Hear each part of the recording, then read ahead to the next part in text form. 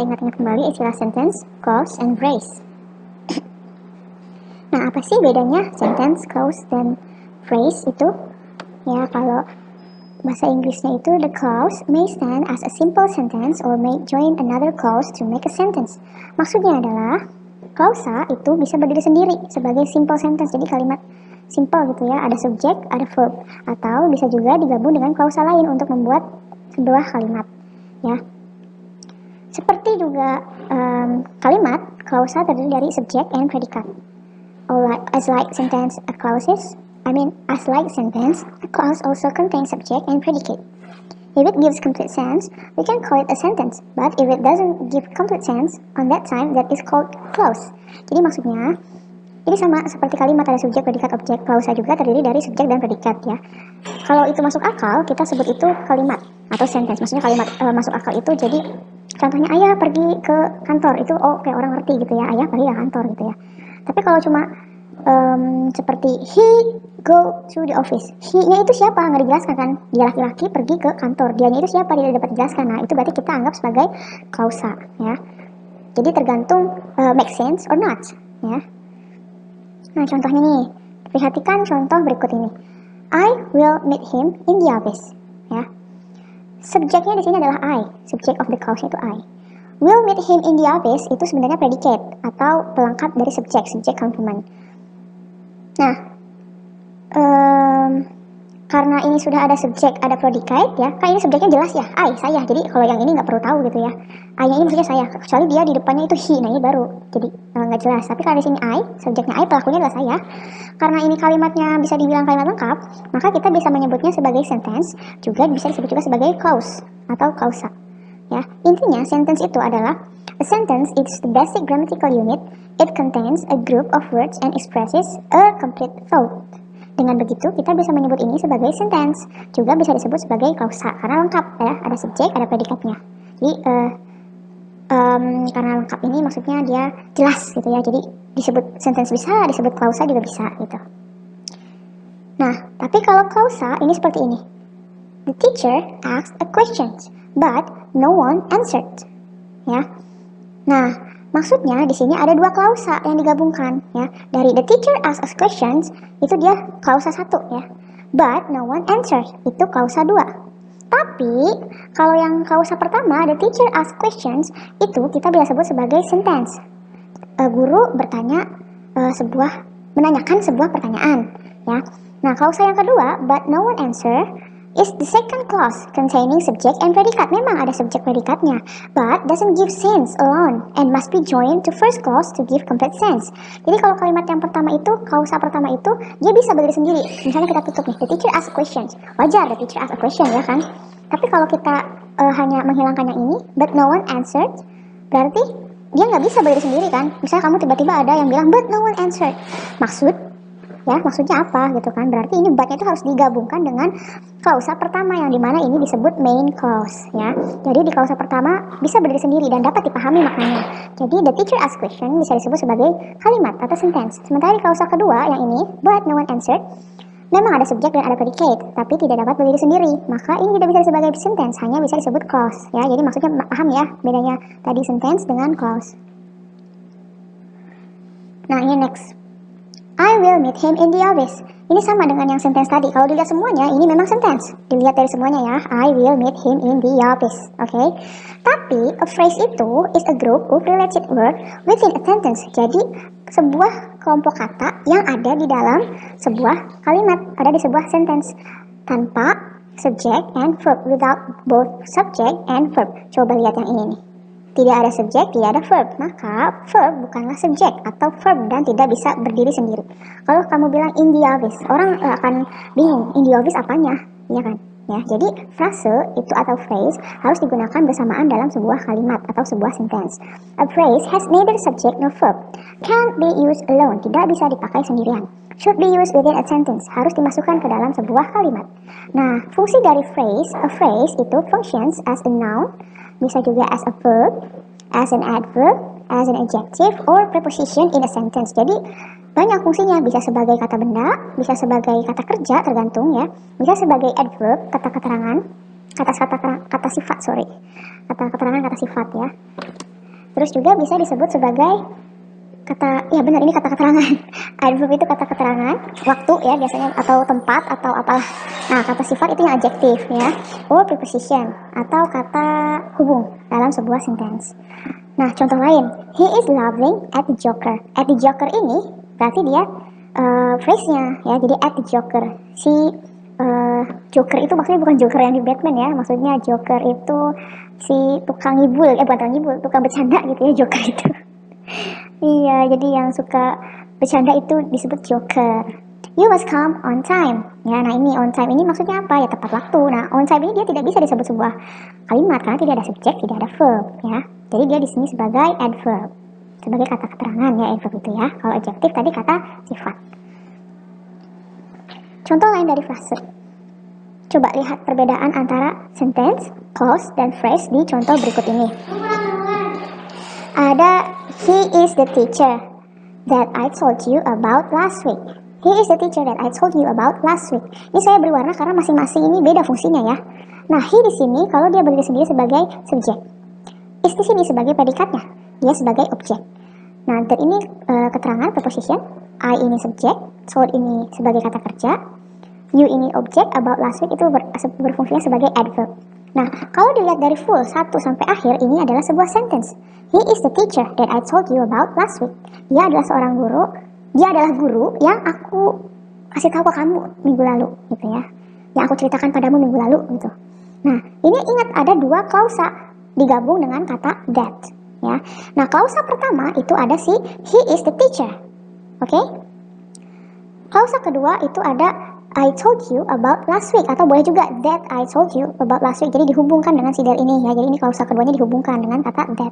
Nah, yang disebut frase di sini adalah contohnya the teacher. Nah, ini the teacher kan sebagai objeknya. Atau bisa juga about last week. Nah, ini kan kumpulan kata-katanya about last week. Nggak bisa disebut satu kata kan digabung about last week. Nah, ini juga disebutnya bukan word lagi tapi frase ya. Nah, kalau sudah, mari kita ke materi awal, itu materinya tentang cause and effect. Apa sih itu cause and effect? Ya, secara sederhana, cause itu artinya kenapa itu terjadi, why it happened. Sementara effect-nya adalah akibatnya, jadi apa yang terjadi setelahnya. Jadi cause itu kenapa suatu hal itu bisa terjadi, sementara effect itu, kalau cause itu kalau bahasa Indonesia penyebab. Ya, effect itu konsekuensinya atau akibat dari adanya kejadian tersebut. Ya, jadi ini penyebabnya apa? Matahari panas. Akibatnya apa? Es krimnya meleleh. Jadi intinya sama. What made it happen? Atau apa penyebab itu bisa terjadi? Kenapa itu bisa terjadi? Ya, effect-nya, akibatnya, the result-nya, ya, akhirnya. Akhirnya apa yang terjadi? Setelah kejadian tersebut apa yang terjadi gitu ya? Contoh yang di sini cause-nya, Thomas did not feel well this morning. Thomas itu tidak merasa tidak enak badan gitu ya pagi ini. Jadi dia tidak pergi ke sekolah hari ini. Ya, tadi pagi tuh dia nggak enak badan. Akibatnya, penyebabnya tuh dia nggak enak badan gitu ya. Terus jadi akibatnya apa dari kejadian ini? Dia tidak masuk ke sekolah. Ya. Jadi peletakan cause and effect ini tidak selalu harus berurutan. Bisa ditaruh di depan, taruh di belakang. Jadi mau ditukar juga nggak masalah. Jadi he did not go to school today. Cuma nanti akan ada signal words-nya. Ya, jadi yang membantu ini cause and effect-nya yang mana gitu ya. Memang yang lebih umum itu urutannya adalah penyebutan cause lebih dulu, baru disusul oleh effect. Tapi untuk menghubungkan cause dan effect ini dibutuhkan kata penghubung atau linking word. Nah, linking wordnya atau signal wordnya ini ada so, ada because, therefore, since, if, then, so, that, without, cause, effect, how, explain. Ya, linking word ini menunjukkan adanya hubungan sebab akibat dari dua klausa, ingat ya, atau kalimat. Tanpa adanya linking word atau signal word, klausa atau kalimat itu hanya menjadi klausa atau kalimat yang terpisah dan tidak berhubungan. Jadi kalau tidak ada linking wordnya ya nggak nyambung kalimatnya. Thomas did not feel well this morning. He did not go to school today. Jadi itu jadi kayak kalimatnya misah gitu, nggak berarti apa-apa. Maka digabunglah ini dengan signal word ini. Jadinya seperti apa menurut kalian? Jadi misalnya pakai so nih contoh ya.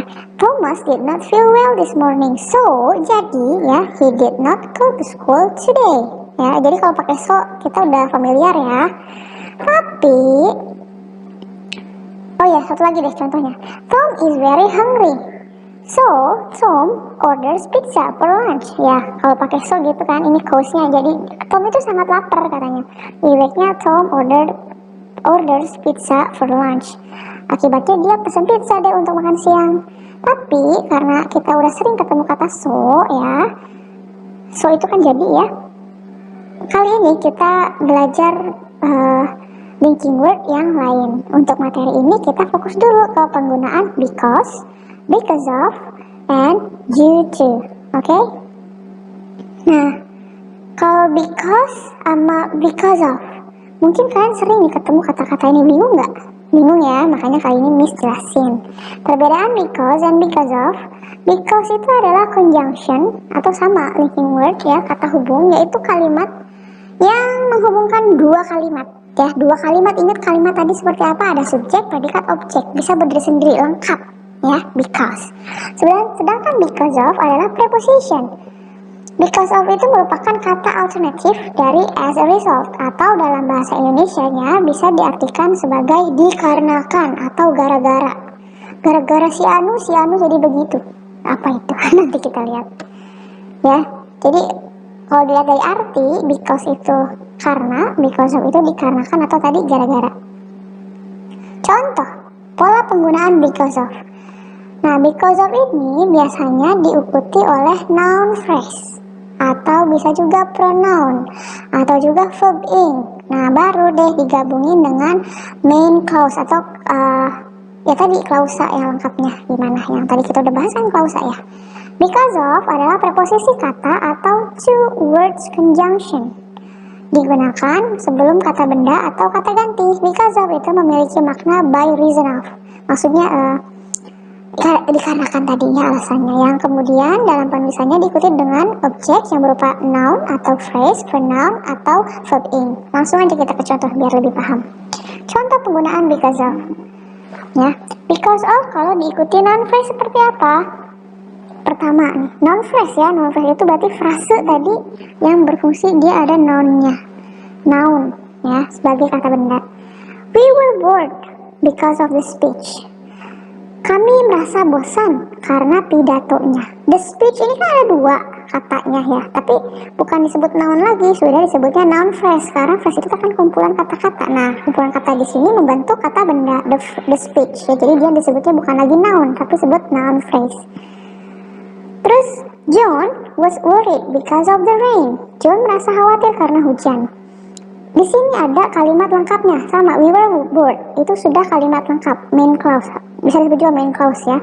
John was worried. Orang ngerti, orang bilang John was worried, John merasa khawatir. Oke, gitu ya. Jadi masih masuk akal lah. Nah, tapi kalau because of the rain doang, orang nggak ngerti ya kan. Makanya because of the rain ini maksudnya adalah klausa tadi. Nah, because of the rain ini juga dia noun phrase, makanya diikuti oleh because of. John merasa khawatir karena hujan. Maksudnya bukan diikuti oleh because of, tapi penggunaannya menggunakan because of.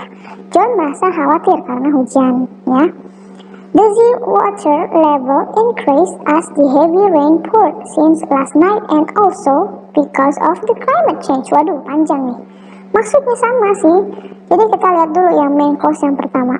The sea water level increased as the heavy rain poured since last night. Tingkat air laut meningkat ketika hujan lebat turun semalam. Nah, ditambahin and also, dan juga because of the climate change ya. Dan juga karena perubahan iklim. Nah, the climate change ini kan ada 1, 2, 3 kata, maka ini disebutnya noun phrase ya. Kumpulan kata-kata ini membentuk kata benda. Jadi perubahan iklim itu maksudnya ke kata benda, noun phrase ya. Terus, he looks terrible and tired since he's up all night. Orang ngerti, misalnya he looks terrible and tired since he's up all night. Ini sebuah klausa lengkap, main clause-nya ini. Because of the test. Kalau because of the test, nah ini the test-nya ini adalah noun phrase ya. Jadi, he looks terrible and tired since he's up all night because of the test. Dia terlihat kelelahan karena dia begadang semalaman karena ujian. Ya, sampai sini paham ya, ini kumpulan kata-kata dia membentuk noun phrase. Maka kalau pengen buat sebab akibat, berarti ini diikutinya because of itu apa? Menjelaskan apa? Sebabnya apa akibatnya? Karena itu biasanya menjelaskan penyebab. Ya, menjelaskan penyebab. Karena apa alasannya gitu ya, berarti cause ya, efeknya ini, cause-nya the speech-nya kenapa, efeknya jadinya kitanya bosan. Terus khawatir itu karena hujan ya, berarti hujan ini cause-nya, efeknya John was worried.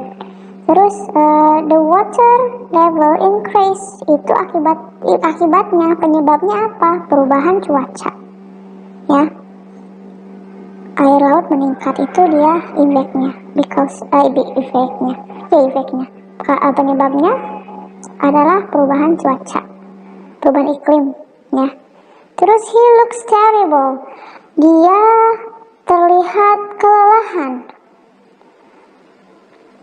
dan kelelahan ya, dia terlihat kelelahan karena dia begadang semalaman karena ujian ya. Jadi because of the testnya ini karena ujiannya, karena ujian ini dia penyebabnya, sementara ini dia efeknya, kelihatan lelah ya dan kecapean. Itu kalau dia noun phrase. Bagaimana kalau dengan pronoun? Masih ingat pronoun? You, Dewi, he, she, it. Ada subjek pronoun, ada objek pronoun. Kalau objek pronoun itu me, you, him, her, them, us ya. Jangan bilang lupa, harus ingat-ingat lagi itu ya. Nah, contohnya gini, why are you upset? Don't you see, we are all here doing this because of you. Jadi kalau mau karena kamu gitu ya, kalau pakai penyebab kata ganti ini, because of ini, bisa dipakai karena kamu gitu ya. Artinya kenapa kamu kesal? Apakah kamu tidak melihat kami semua di sini melakukan ini karena kamu ya, karena kamu. Because of you, bukan because you ya. Jadi pronoun. It's all because of me. He lost everything. Itu semua karena aku, dia kehilangan segalanya. Ya, jadi karena di sini diikuti pronoun, maka makanya juga because of. Terus we should reflect on what we did all this time. I think we dropped out because of us.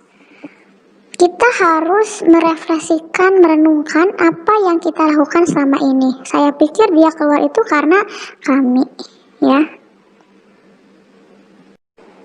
Itu kalau dia noun phrase. Bagaimana kalau dengan pronoun? Masih ingat pronoun? You, Dewi, he, she, it. Ada subjek pronoun, ada objek pronoun. Kalau objek pronoun itu me, you, him, her, them, us ya. Jangan bilang lupa, harus ingat-ingat lagi itu ya. Nah, contohnya gini, why are you upset? Don't you see, we are all here doing this because of you. Jadi kalau mau karena kamu gitu ya. Kalau pakai penyebab kata ganti ini, because of ini, bisa dipakai karena kamu gitu ya. Artinya kenapa kamu kesal? Apakah kamu tidak melihat kami semua di sini melakukan ini karena kamu ya, karena kamu. Because of you, bukan because you ya. Jadi pronoun. It's all because of me. He lost everything. Itu semua karena aku, dia kehilangan segalanya. Ya, jadi karena di sini diikuti pronoun, maka makanya juga because of. Terus we should reflect on what we did all this time. I think we dropped out because of us. Kita harus merefleksikan, merenungkan apa yang kita lakukan selama ini. Saya pikir dia keluar itu karena kami, ya. Nah, sekarang bagaimana kalau yang diikuti dengan verb ing? Because of, ada verbnya dikasih ing, ya. Karena merasa senang, Edward bernyanyi dengan keras. Because of feeling happy, Edward sings loudly. Ya, ini kalau dia verb ing. Sama, kalau ketemu verb ing juga diikuti oleh, maksudnya menggunakan of. Atau because of feeling sick, karena merasa sakit, ya. Tiara didn't come to school today. Tiara tidak datang ke sekolah hari ini. Nah, ini karena menggunakan feeling, verb in, maka yang digunakan juga because of. Tidak ada subjek, tidak ada verb. Adanya cuma verb in. Oke? Nah, contoh penggunaan because of lainnya yang ada di AKS ya, sesuai contoh itu halaman 19 kalau nggak salah. Nah, because of non phrase tadi ya. Jadi bisa dibolak-balik, bisa taruh depan, bisa taruh di belakang ya. Contohnya seperti ini. Because of the cold weather, we stayed home.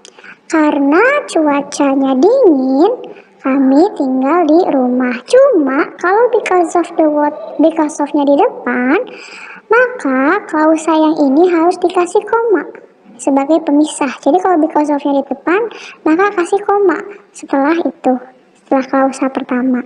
Nah, we stayed home ini kan kalimat lengkap ya, sentence, we stay home, maka dia tidak perlu tambahan kata-kata lainnya.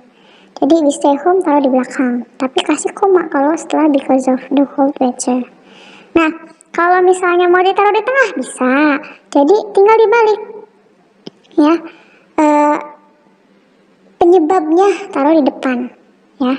Oh sorry, efeknya bukan penyebabnya kan ini yang diikuti because of, penyebabnya ini the cold weather, penyebabnya dingin, jadi kita tinggal di rumah. Bisa kita tinggal di rumahnya depan, efeknya kita taruh di depan. We stayed home karena because of the cold weather, dikarenakan, bukan karena ya, dikarenakan cuaca dingin ya. Kalau because of itu dikarenakan. Jadi kalau because of the cold weather itu kita pakai pemisah koma, tapi kalau dia taruh di tengah tidak usah pakai koma lagi. Jadi seperti ini, oke? Nah, sekarang bagaimana dengan because? Because itu merupakan subordinate conjunction atau adalah sebuah kata penghubung yang digunakan pada awal clause atau klausa sebelum subjek dan kata kerja. Jadi digunakan pada kalimat klausa yang punya subjek dan kata kerja. Jadi kalau ada subjek kata kerjanya, maka kita menggunakan because. Tapi kalau tidak ada, pakainya because of. Oke, tadi ya. Aturan menggunakan because harus ditambahkan clause, harus diikuti atau dilengkapi dengan adanya main clause, karena kata tersebut because atau clause juga tidak dapat berdiri sendiri, sama ya. Jadi setiap because itu harus diikuti kalimat lengkap main clause ya, karena because aja tidak dapat berdiri sendiri. Because sama clause aja tidak dapat berdiri sendiri. Contohnya seperti ini. Sorry.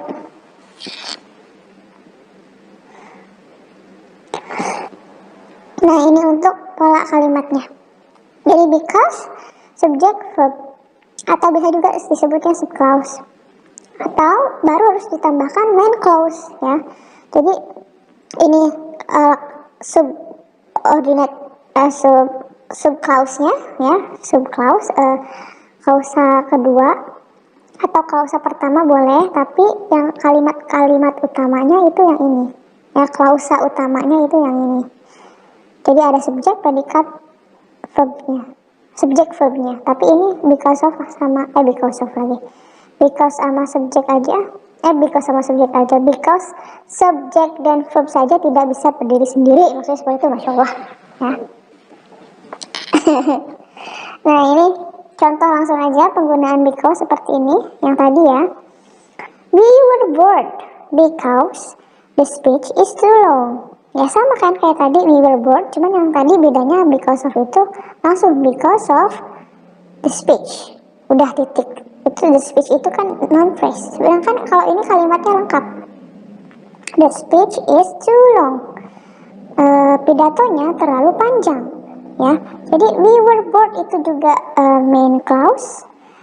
Cuma karena ada because the speech is too long, maka dia menjadi subclause ya. Jadi because the speech is too long itu tidak bisa berdiri sendiri, maka harus, misalnya kamu ngomong cuma because the speech is too long, kamu nggak bisa ngomong sendiri, mau ngomong begini aja gitu, harus ditambahkan ini. We were bored because the speech is too long. Ya. Atau bisa dibalik, because the speech is too long, koma, ya, we were bored karena pidatonya terlalu panjang, kami merasa bosan, ya, bisa. Oke, kalau misalnya seperti ini, Sinta makes a cake. Sinta membuat kue because her mother wants it, karena ibunya menginginkan kue, ya. ini udah kalimat lengkap, ini juga udah kalimat lengkap, makanya dia menggunakan because. Tapi kalau because her mother wants it, tidak bisa berdiri sendiri, maka harus ditambahkan Sinta makes a cake. Sinta makes a cake because her mother wants it. Dibalik bisa nggak? Bisa. Because her mother wants it, Sinta makes a cake. Karena ibunya menginginkan kue, maka Sinta membuat kue, ya. Nah, gimana kalau ini? He decided to stay at office. Itu sudah kalimat lengkap ya, subjek, predikat, udah ada. Kemudian because the weather was bad. The weather was bad. Karena ini juga lengkap, maka dia menggunakan because ya. Because the weather was bad. Dia memutuskan untuk diam di kantor karena cuacanya sangat buruk. Tahu di depan bisa nggak? Bisa. Because the weather was bad. Karena cuacanya buruk, he decided to stay at office. Dia memutuskan untuk diam di kantor. Nah, bedanya tadi itu ya, perbandingannya tuh, lihat perbandingan because of dan because. Tadi because of udah saya jelaskan, because of itu hanya diikuti oleh noun phrase, pronoun, atau juga bisa verb ing ya. Because of the cold weather we stayed home, atau bisa dibalik, we stayed home because of the cold weather. Lengkap, nggak lengkap ya phrase ini, the cold weather.